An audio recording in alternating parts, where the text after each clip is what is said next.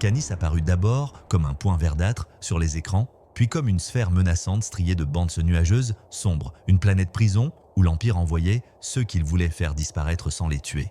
Un exil peut être pire que la mort. Atmosphère turbulente, annonça l'officier scientifique. Tempêtes électromagnétiques en cours sur l'hémisphère nord. Concentration élevée de méthane et de composés toxiques. J'ai localisé l'ancienne base impériale, intervint Elias, pointant une zone sur la carte holographique. C'est là que les derniers rapports situaient Orion. Gabriel étudia les données. Nous ne pouvons pas poser la Valkyria dans ces conditions. Préparez une navette d'exploration. Elias, tu viens avec moi. 1 heure plus tard, la navette plongeait dans l'atmosphère tumultueuse de Tarkanis. Secouée par des vents violents, elle descendit en spirale vers la surface inhospitalière. Des éclairs zébrèrent le ciel verdâtre, illuminant par intermittence le paysage désolé. Quel endroit charmant, ironisa Elias, luttant avec les commandes. Je comprends pourquoi l'Empire en a fait une prison. Concentre-toi sur l'atterrissage, répliqua Gabriel, scrutant les systèmes de détection. Nous avons de la compagnie. Sur l'écran du radar, plusieurs points se déplaçaient rapidement. Pas des vaisseaux, mais des formes de vie. Grande, rapide, la navette se posa dans une clairière entourée de végétation dense, des arbres aux formes torturées, à l'écorce bleuâtre, dont les branches s'entrelaçaient comme des serpents figés. Équipés de combinaisons de protection et d'armes énergétiques, Gabriel et Elias émergèrent dans l'atmosphère lourde. Le sol spongieux émettait un chuintement sinistre à chaque pas. Les capteurs indiquent que l'installation est à 3 km au nord, dit Elias, consultant son appareil, à travers cette forêt. Alors en route, répondit Gabriel, saisissant fermement son fusil. Et reste vigilant. Ils s'enfoncèrent dans la végétation alien, progressant lentement. Des bruits indéfinissables résonnaient autour d'eux, craquements, sifflements, parfois ce qui ressemblait à des murmures. La jungle semblait vivante, consciente de leur présence. « Tu as entendu ça ?» chuchota Elias, s'immobilisant soudain. Un craquement, puis un autre. Quelque chose de massif se déplaçait entre les arbres. « Ne bouge pas !» souffla Gabriel. La créature émergea dans une petite trouée. Un prédateur à 6 pattes, au corps serpentin recouvert d'écailles translucides. Sa tête, dépourvue d'yeux, s'ornait d'appendices sensoriels frémissants. « Recule lentement !» murmura Gabriel. Mais la créature avait déjà détecté leur présence. Avec un hurlement strident, elle bondit. Gabriel tira une rafale qui illumina la végétation. La bête s'effondra, son corps convulsant avant de s'immobiliser. « Ce n'était qu'un éclaireur » dit Gabriel, scrutant les alentours. « Accélérons !» Ils reprirent leur progression, plus rapidement, entendant d'autres créatures converger vers le lieu du combat. La jungle de Tarkanis semblait déterminée à ne pas les laisser atteindre leur objectif. Après 1 heure d'une marche éprouvante, ils atteignirent enfin la lisière de la forêt. Devant eux s'étendait un complexe en ruine, une installation impériale abandonnée, ses structures en duracier rongées par la végétation et l'érosion. « Reste sur tes gardes » avertit Gabriel. « Si Orion est bien ici, il n'accueillera pas favorablement des visiteurs. » Ils avancèrent prudemment entre les bâtiments effondrés. Des terminaux électroniques éteints depuis longtemps, des portes blindées arrachées de leurs gonds, des conduits exposés témoignaient de la précipitation avec laquelle l'Empire avait évacué les lieux. « Regarde » murmura Elias, indiquant de légères traces dans la poussière. « Quelqu'un est passé ici récemment. » Gabriel acquiesça, suivant les empreintes, jusqu'à un bâtiment central moins délabré que les autres. La porte d'entrée avait été soigneusement barricadée, mais des signes d'occupation récente. Un générateur portable, des restes de provisions, étaient visibles aux alentours. « Orion » appela Gabriel, sa voix résonnant dans le silence oppressant. Un déclic métallique lui répondit, celui d'une arme qu'on arme. « Un pas de plus et vous êtes mort » gronda une voix rauque derrière eux. Ils se figèrent. Gabriel leva lentement les mains. « Nous ne sommes pas des agents impériaux. Nous sommes venus pour vous, capitaine Orion. » « Personne ne vient sur Tarkanis par choix, » répondit la voix. « Tournez-vous, lentement. » Ils obéirent. L'homme qui les tenait en joue était grand, émacié, son visage buriné, marqué par une longue cicatrice qui barrait son œil droit. Ses cheveux gris, longs et emmêlés, encadraient des traits durs où brillaient des yeux d'une lucidité inquiétante. « Gabriel Kane » dit-il en reconnaissant Gabriel. « Le fils du sénateur Kane, celui qui a trahi l'Empire pour défendre les colonies extérieures. » Son regard se déplaça vers Elias. Et Elias Voss, le stratège, le cerveau. « Vous nous connaissez » constata Gabriel. « Je connais tous ceux qui défient l'Empire » répondit Orion, abaissant légèrement son arme. « La question est, comment m'avez-vous trouvé et pourquoi ?»« Nous avons besoin de vous » dit simplement Gabriel, « et des informations que vous détenez. » Un sourire sans joie étira les lèvres d'Orion. « Entrez » dit-il en désignant le bâtiment barricadé. « Nous ne sommes pas en sécurité ici. » L'intérieur du bâtiment révélait l'obsession d'un homme, des murs entiers couverts de cartes stellaires, de plans, de schémas, des données impériales codées, des rapports militaires, des projections de mouvements de troupes. « Vous avez été occupé ?» commenta Elias, examinant les documents. L'exil donne du temps pour réfléchir, répondit Orion, activant un générateur qui illumina la pièce d'une lumière crue. Et pour planifier, il se tourna vers Gabriel. Vous n'auriez pas dû venir, l'Empire vous traque déjà. Ces fragates n'étaient qu'un avant-goût. Comment savez-vous pour les fragates demanda Gabriel, soudain méfiant. J'ai mes sources, répondit énigmatiquement Orion. Même ici, surtout ici. Il s'approcha d'une console et l'activa, révélant un écran holographique où défilèrent des données cryptées. Vous voulez mes secrets? Les voici. L'opération Phénix, annonça-t-il gravement, le projet le plus noir de l'Empire, une arme capable d'éradiquer des planètes entières sans laisser de traces, faisant passer leur destruction pour un phénomène naturel. Gabriel et Elias échangèrent un regard alarmé. C'est pour ça que j'ai été exilé, poursuivit Orion. J'ai découvert le projet alors que ma légion était chargée de sa sécurité. Quand j'ai compris ce qu'il préparait, j'ai tenté d'alerter le Sénat. Son visage se durcit. Erreur fatale, ils m'ont fait disparaître avant que je puisse parler. Mais vous avez sauvé les preuves ? Devina Gabriel.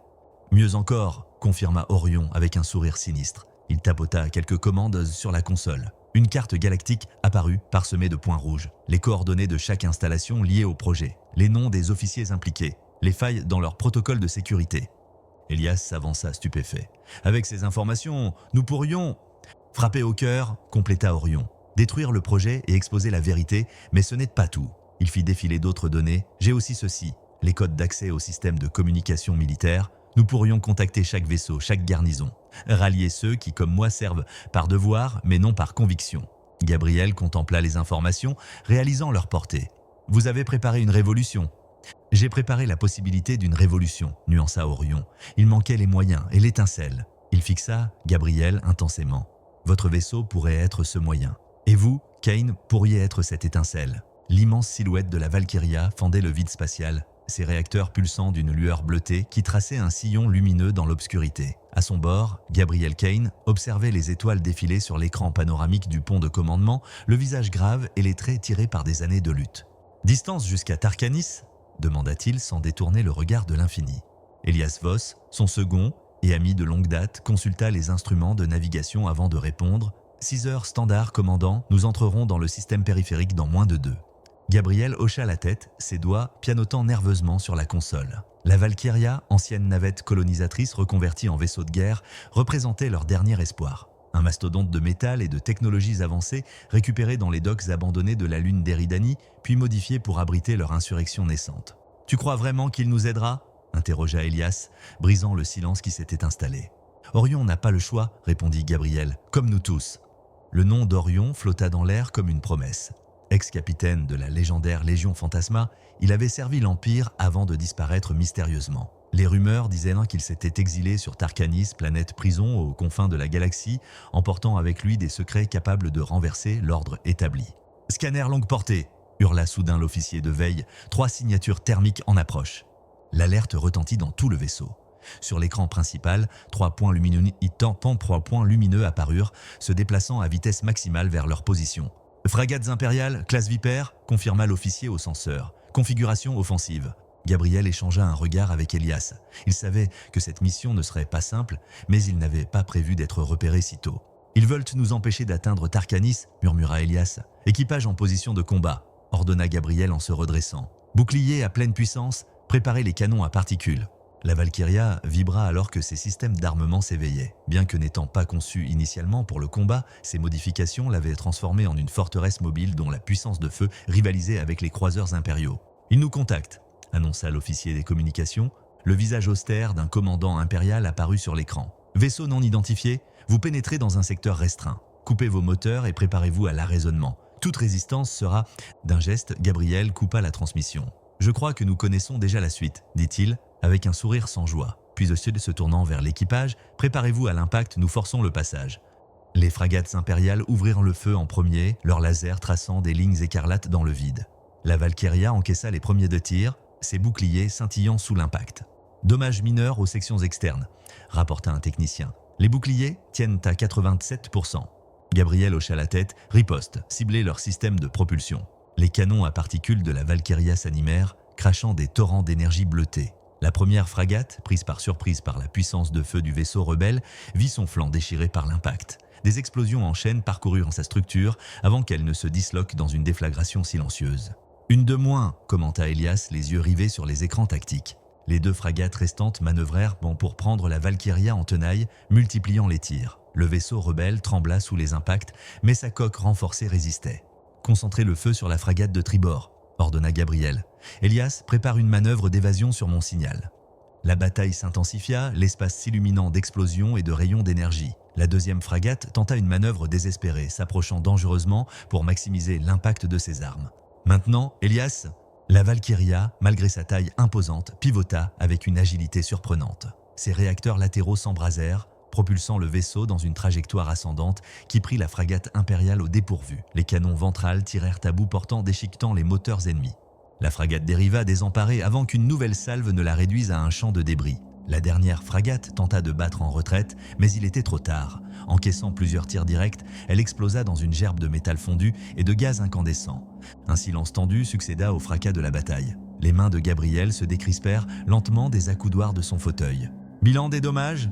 Dégâts superficiels aux secteurs extérieurs, répondit un technicien. Rien qui ne puisse être réparé. Les systèmes principaux sont opérationnels. Gabriel se tourna vers Elias. Ils savent que nous allons sur Tarkanis. Ce n'est en pas bon signe. Tu penses les pièges à une fuite ? Ou à un piège, répondit Gabriel. Mais nous n'avons pas le choix. Continuez vers Tarkanis, vitesse maximale, et restez en alerte, ce n'était peut-être que l'avant-garde. Le retour à la Valkyria fut moins périlleux, Orion connaissant les passages sûrs à travers la jungle hostile. Une fois à bord, l'ex-capitaine fut accueilli avec un mélange de respect et de méfiance par l'équipage. Dans la salle de commandement, Orion déploya ses données sur le système central. Des officiers, des techniciens, des stratèges s'assemblèrent pour examiner ce trésor d'informations. Avec les codes d'accès aux communications militaires, nous pourrions contacter des milliers de soldats et d'officiers désillusionnés, expliqua Orion. Des hommes et des femmes qui, comme moi, ont vu le vrai visage de l'Empire. Et comment savoir en qui nous pouvons avoir confiance ? Interrogea un officier sceptique. Je connais des signes de ralliement, des phrases codées qui identifient les sympathisants, répondit Orion. Des réseaux dormants attendent depuis des années, des cellules rebelles dans chaque secteur, chaque flotte, chaque garnison. Gabriel observait la carte galactique, pensif. Une insurrection coordonnée à l'échelle de la galaxie. Exactement, confirma Orion. Pas juste une rébellion, mais une révolution. Une armée d'ombre émergeant simultanément à travers l'Empire. Le silence tomba sur l'assemblée, chacun mesurant l'ampleur de ce qui était proposé. Elias rompit enfin le silence. Même avec ces informations, même avec ses alliés potentiels, nous parlons d'affronter la plus grande puissance militaire jamais vue. C'est pourquoi nous devons frapper vite et frapper fort, répondit Orion. L'opération Phénix d'abord, puis les centres de commandement. Paralyser la tête et le corps suivra. Gabriel s'approcha de la carte holographique, étudiant les positions clés marquées par Orion, puis il se tourna vers l'assemblée. Toute ma vie, j'ai vu l'Empire étouffer la liberté, expliquant que c'était pour notre bien. J'ai vu des mondes ravagés au nom de la sécurité, des populations déplacées au nom du progrès. Sa voix se raffermit. Nous avons tous perdu quelque chose ou quelqu'un à cause de leur pouvoir absolu. Il désigna d'un geste la carte scintillante. Aujourd'hui, nous avons une chance de changer l'histoire. Non pas pour nous venger, mais pour libérer des milliards d'êtres de l'oppression. Gabriel se redressa, son regard balayant l'assemblée. Il est temps de réveiller la grande armée, les oubliés, les exilés, les persécutés, tous ceux que l'Empire a tenté d'effacer. Ensemble, nous ne serons plus des rebelles isolés, mais une force capable de renverser leur pouvoir. Un murmure parcourut la salle, un mélange de peur et d'espoir. L'Empire nous croit faibles parce que nous sommes dispersés, poursuivit Gabriel. Montrons-leur qu'ils ont tort, montrons-leur que les ombres peuvent devenir une tempête. Il se tourna vers Orion et Elias. Commencez la transmission.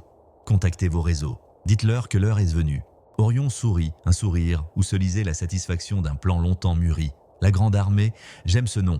Sur les écrans de communication, les premières réponses apparaissèrent déjà. Des messages codés, brefs, mais sans équivoque. Nous sommes prêts, en attente de vos ordres. La lumière brille dans l'obscurité. Gabriel contempla ces messages, sentant le poids de l'histoire sur ses épaules. L'Empire croit avoir écrit la fin de notre histoire, dit-il doucement. Montrons-leur que ce n'était que le début. Au-delà des hublots de la Valkyria, l'espace infini s'étendait, constellé d'étoiles, autant de mondes attendant leur libération. La révolte des oubliés venait de commencer et rien ne serait plus jamais comme avant. Le cerveau retient ce qu'il émeut. Si cette histoire vous a touché, montrez-le en laissant un like et en vous abonnant. Votre soutien est essentiel pour que nous puissions continuer à raconter encore plus d'histoires comme celle-ci. Les prochains épisodes réservent bien des rebondissements. Ne les manquez pas.